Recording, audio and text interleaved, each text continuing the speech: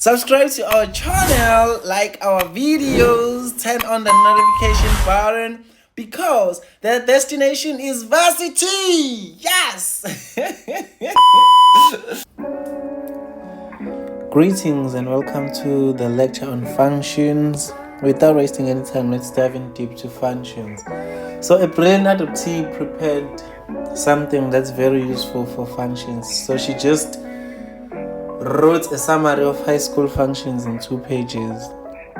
I'll share that maybe at the end, or she'll come at a later stage and just do a recap, maybe cementing what I might miss or something. Okay, cool. But for you to know, in high school, there are 7 type of functions that you expected to know. Not a lot, just 7. But Get kick. 6 of these functions, you know them prior to matric. So there is only one function that you learn in matric, which is the cubic function. So let's just highlight which functions are those ones. So the first function that you're expected to know is function number 1 is what you call a straight line function. Straight line. Then number 2, you have your parabola. And number 3, you have your hyperbolic.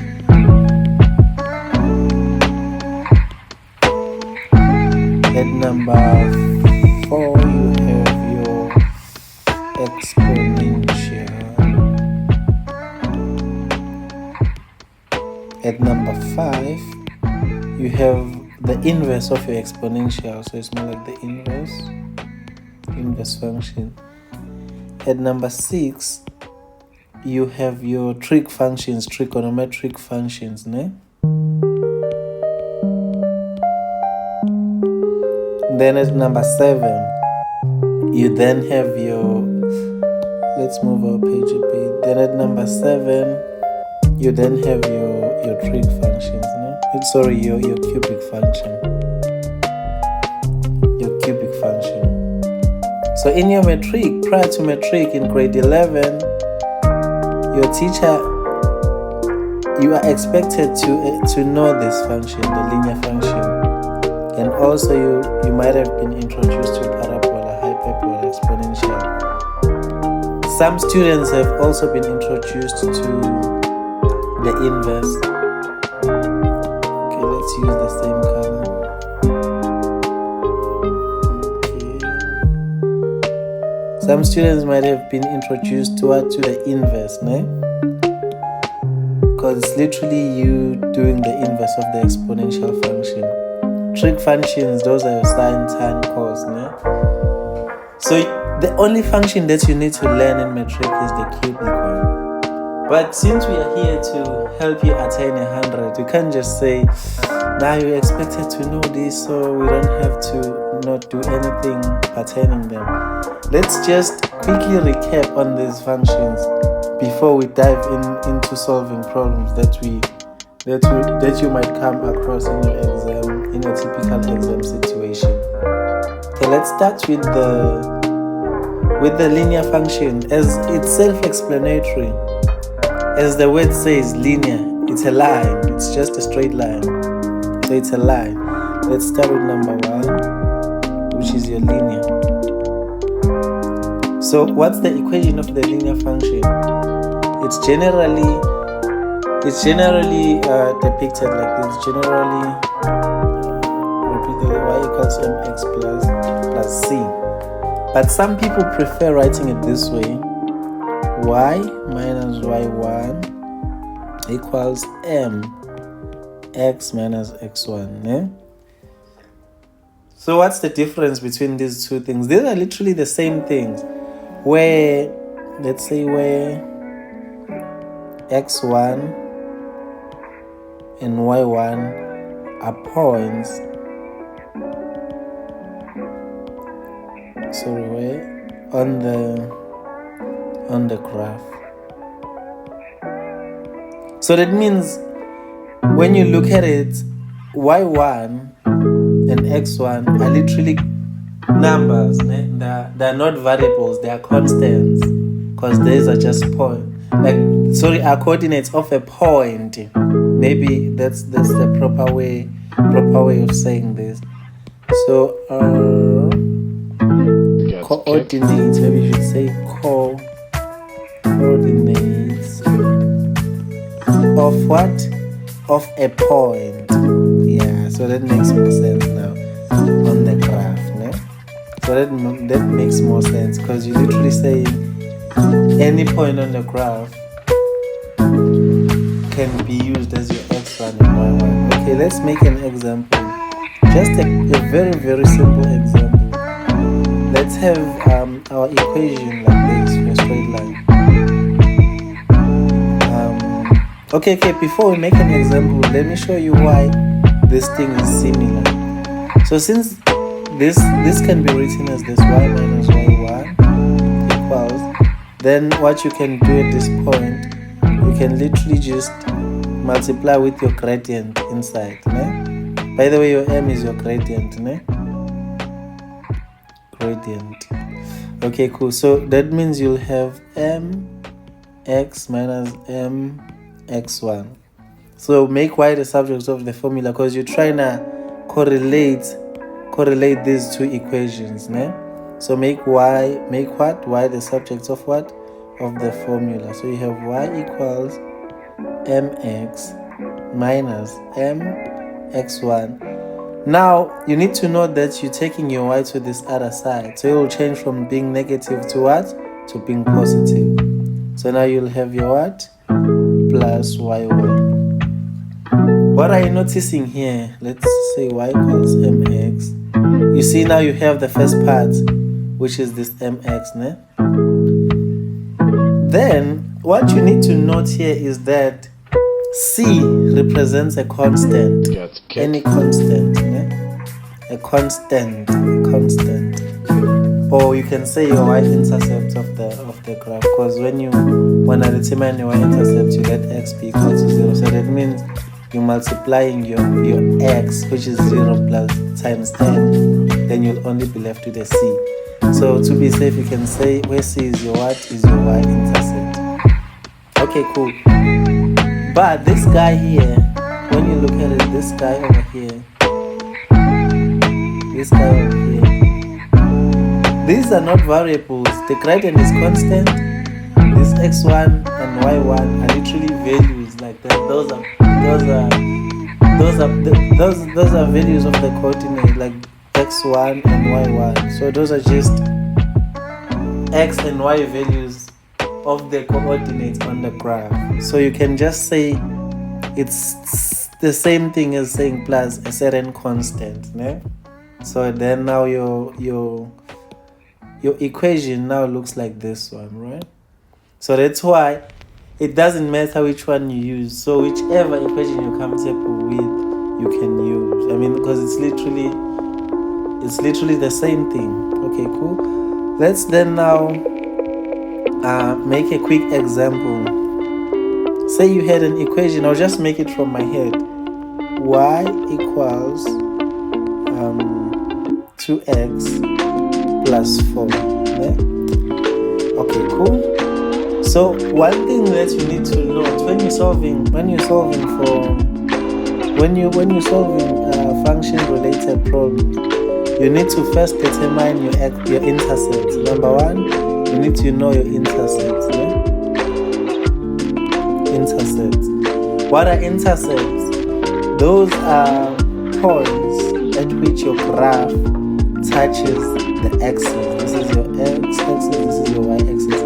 So when your graph touches here, that's your y-intercept. It intersects with the y-axis. And then when your graph touches here, any point here, that's your what? That's your x-intercept. Okay, cool. How do you determine the intercept? For y-intercept,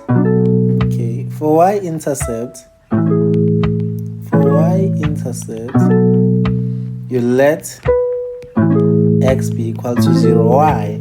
Because on this line over here, when you look at it on this line, because this is your 0. Your x is always 0 here. So it's more like saying on the y-axis, your x is 0. So one can now see that on the x-axis, what? Your y is 0. Yeah? Okay, cool. So then that means for your x-intercept, okay, maybe let's revert to our black color. For x-intercept, you let what? You let your y be equal 0. Eh? Okay, cool. Once you have your intercepts in a straight line, if you were given the equation, that's enough. Eh? But if you are given points, let's say you are given that your graph passes through a point here and a point here. Eh? Say maybe just for simplicity, say it was passing through -2 and 0 and maybe 0 and 4. Ne? Say you are not given this equation. Then the second step was going to be you determining what?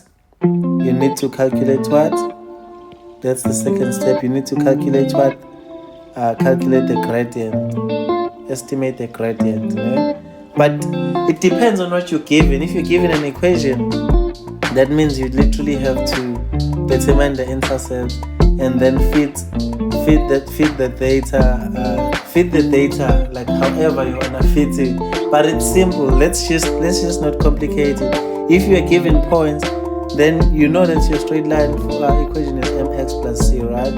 You were gonna start by determining what? Determining the gradient. And then plugging any point, either this one or this one, to determine C, then you have your equation.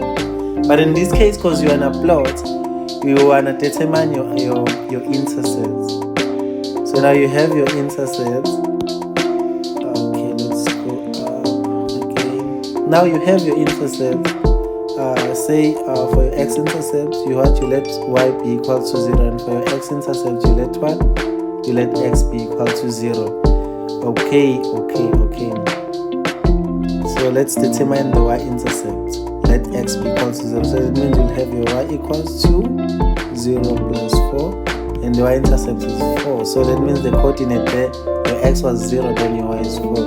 And for x-intercept, you let y be equal to 0. So this is your y-int. Y-int. And this is your x-int. And then this is going to be your 2x plus 4, which can be simplified. You take this guy over here, just take it to the side. Okay, then it can be we'll simplify to -4 equals 2x. Then you divide by 2. Then these guys will cancel, right? Yeah, and then you'll have your x equals -2. Therefore, you have -2 and 0. Yeah? Okay. Yeah, at this point, you have your intercept. Then you can now plot your graph, right? Let's plot our beautiful graph. Maybe let's use a different color. You have your x and you have your y. What was the value of your y-intercept? When you go up here, this is what we determined to be for our y-intercept, this coordinate, and for x-intercept it was this coordinate. Okay, so you know that when x is what? When x is -2, maybe somewhere here you have a point, and then y is what? 4, you have a point. Then you can draw a straight line passing through this, right? How did I know the shape of my straight line? Okay, then now it comes to this thing of being able to determine the shape without you having to really solve the question. So since we said your straight line has an equation of y equals mx plus c, no? So if your gradient, m is your gradient. If m is greater than 0, i.e. it's positive,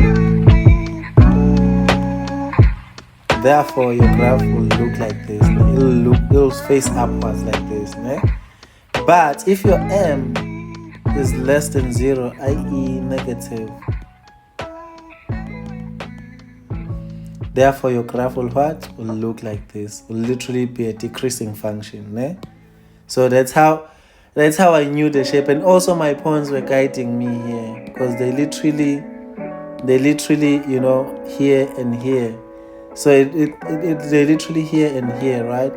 So I mean, it wouldn't make sense for it to go this way because it won't touch my points. But also knowing that if my m is greater than 0, let's go back to our original equation. Your m is what? Is greater than 0 here. It's 2, right? Your m is 2 here, so it's greater than 0. You'd expect that this graph will look like this, né? In your Cartesian plane or something. Yeah, some graphs don't pass through the origin, some do. You're just guided by the equation.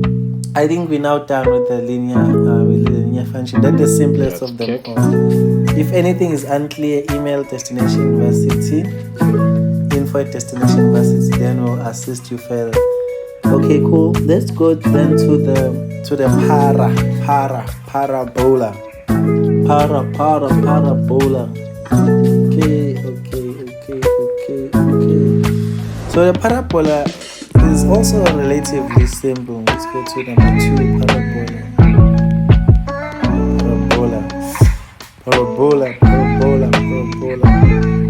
So the parabola is also called what? The quadratic function. Some ones who call it quadratic. Why? Because it's in a quadratic format. So the function or the equation of the parabola generally becomes f at x, or anything. You can even say y. This is the same as y, or you can say g at x. Up to you, ne? You can say h at x, whatever you wanna say. It is equals to what?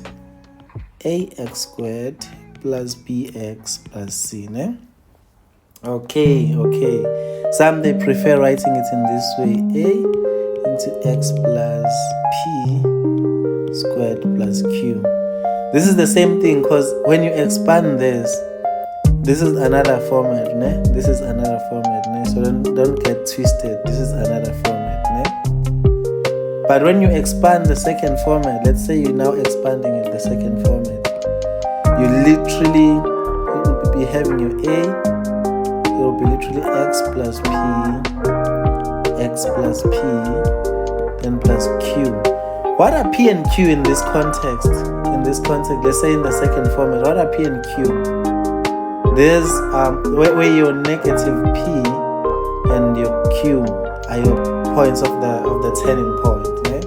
Some they prefer writing this thing in this way. They'll be like instead of them saying plus p, they'll be like, it's a x minus p squared plus q. That means now your turning point will then have these coordinates p and q. Yeah? So the point I'm deriving here is that the turning point coordinates, you literally say whatever is in here, in these brackets over here, you equate it to 0. X plus p equals to 0. Therefore it will be x minus p. But if you're equating, that's if you're equating that to 0, then that is your x coordinate of the turning point. But here, if you're equating this, maybe if your original function had this, that's going to be x minus p equals 0. Therefore your x coordinate is going to be p. Ne? So here it's minus p. Ne? Okay. It doesn't matter how you want to write it, but like that's just a generic form. When numbers are there, then it will start to make more sense. Ne? But people generally prefer minus p. So since they generally prefer minus p, let's just stick to it instead of complicating things. Let's just stick to minus p. Okay, let's erase this. Erase this. Let's just erase this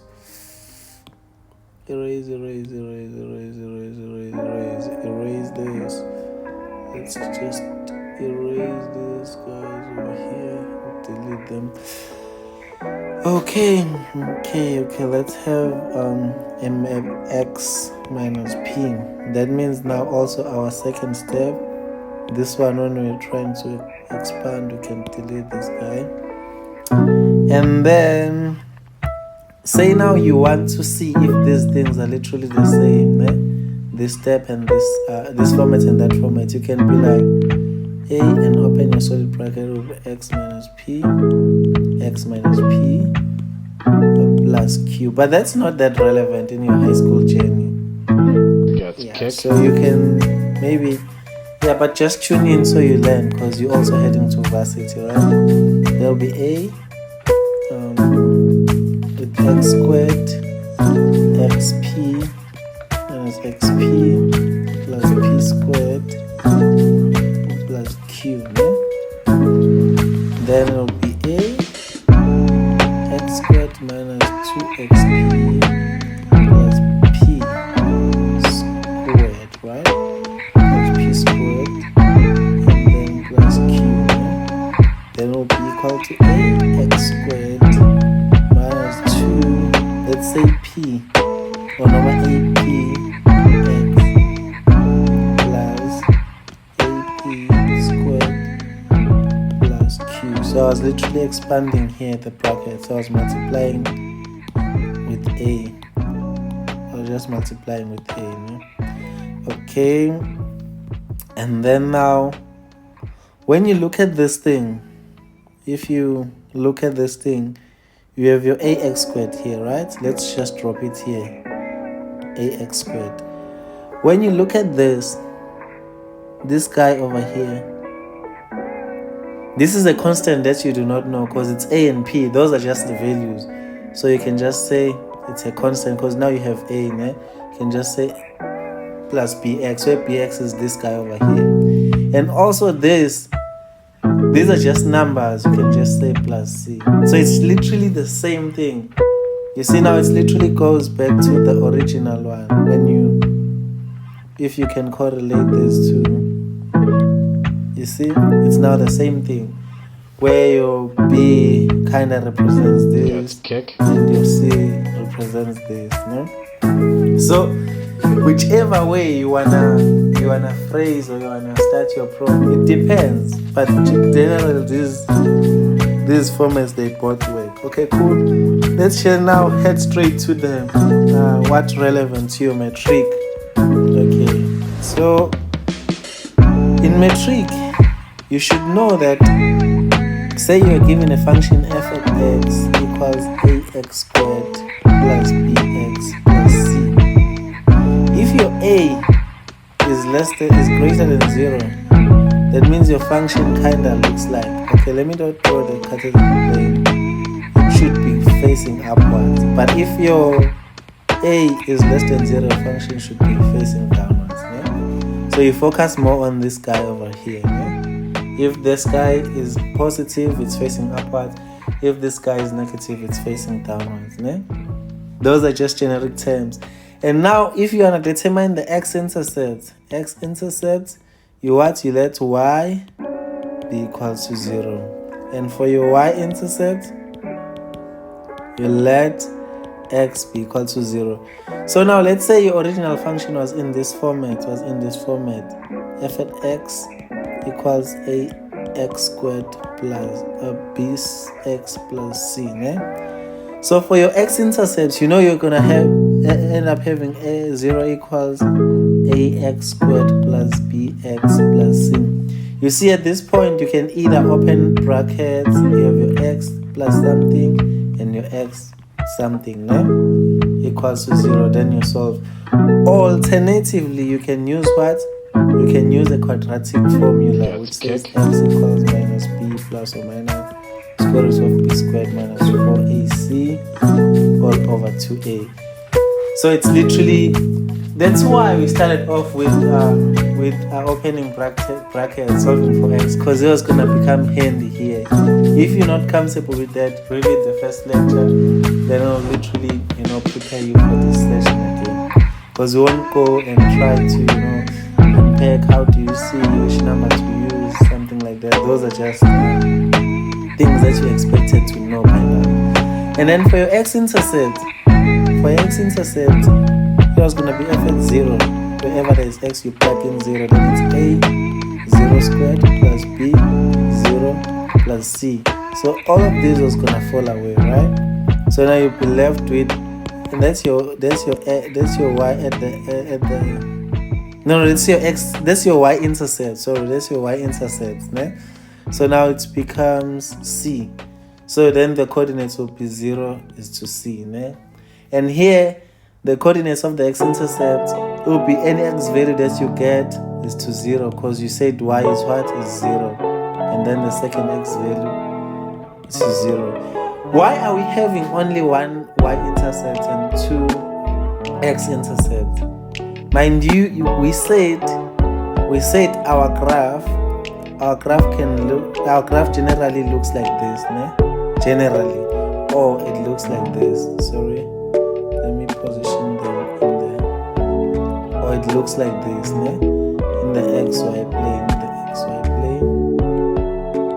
No, this is your y and this is your x. So it looks like this. So you see here that it touches the x-axis twice, but it only touches the y-axis once. You see? Only once. But twice here, ne? Only once, twice here, ne? So it makes sense for you to have two x-intercepts and one y-intercept.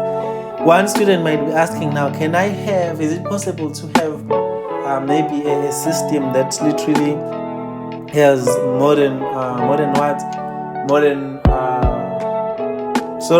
only has one x-intercept? Yes, it's possible. Say your graph now, that's when you start to introduce these things of shifting your graph. Say now your graph is literally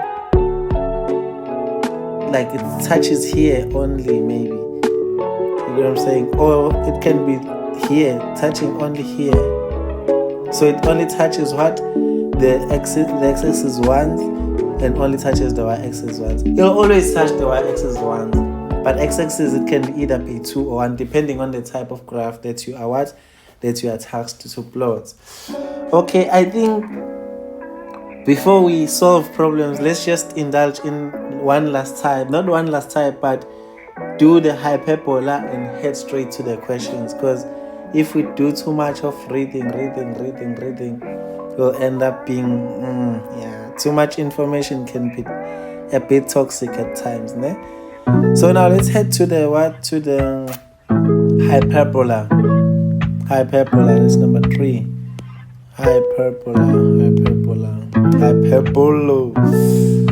How does the hyperbolic equation look like? How does it look like? So generally it looks like this. You literally have your f of x equals a x plus p plus q, ne? It looks like this. Whenever you see x being in the denominator, you must know this is a hyperbola, ne? Okay, how does it look like now? So generally your hyperbola can look like this. That's the first shape, and then the second shape, not the second shape per se. It looks like it's a similar shape, but you see here this one is in the second quadrant and in the fourth quadrant. This one is in the first quadrant and in the third quadrant. So when does it locate itself in the first quadrant and the third, and when does it locate itself in the fourth quadrant and the second quadrant? So when your A is greater than 0, when your A is greater than 0, that literally means this guy over here is positive, right? This guy over here is positive. So that literally means your graph is located in the second and the fourth. But when your A is less than 0, so this guy here is negative. It's located in the what? In the first and the third. Okay. Let's go down now. So let's maybe go back here. What are values? What are these P and Q? What are these? What are these guys over here? So P and Q, those are your asymptotic lines. So x equals minus P is your x asymptote. It's where your graph doesn't touch. So let's say your minus P is here. Then you'll see your graph will not touch this line. It should not. Mine is touching, but it should not, generally. And then if your P maybe is somewhere here, Q is somewhere here maybe, then your graph will not touch this line. You know what I'm saying? Even here, those are just your asymptotic lines. So at this point here, And at this point here, that's where your minus P and your Q meet. So this point is literally, that's where your minus P and your Q meet. So then they can ask you one thing here in this hypergraphs. They'll be like, given that this is the equation, né? And they'll give you this guy over here. They'll give you this guy and this guy, like the full equation, and ask you to determine the equation of the axis of symmetry that has a positive gradient. What do they mean by saying that? So the axis of symmetry is a line that reflects the graph like into two images that are literally similar. So the reflection of this guy over here, of this top guy, is this guy. So where is it reflected? Along this line, yeah? Along this line. Maybe I should use a different color so it's reflected along this line. And that line is passing through it, through this point.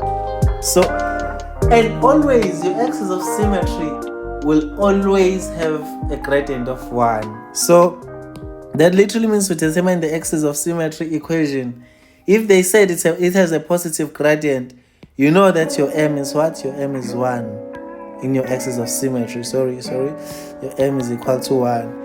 And you know the equation is equal to, of a straight line is mx plus c. That means now you have y equal to x plus c. How do you determine c? You have this point, right, which is your minus p and q. You just plug it in here. In place of x, you plug in minus p. In place of y, you plug in what? Q. Then you determine your c. After determining your c, you will put then for your y is equal to x, then plus whatever c value that you got. If they said that line has a negative gradient, right? So that means now they are talking about a line that's either passing on like this. Sorry, let me write it nicely again. Passes like this, or a line that's here. Yeah? That line, that means now you need to be mindful of the fact it's still passing the same point, but it has a gradient that is not the same as the first line.